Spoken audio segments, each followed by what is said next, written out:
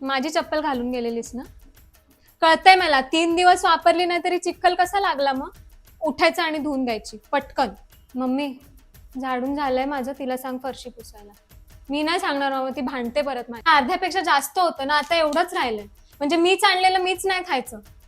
खाऊ दे म्हणजे तिचं आणलेलं मी खाते का, ती नाही बोलली तर? मम्मी, कोथिंबीर आणि अजून काय आणायचंय ग? तुला नाही विचारलंय लगेच, मॅगी घेऊन ये. स्वतःला खायची ना, स्वतः जाऊन घेऊन ये. फ्रायडेला तू माझा टॉप घालून गेलेलीस ना? कसं कळलं बघ, कसं कळलं विचारते, म्हणजे तू घातलेलास.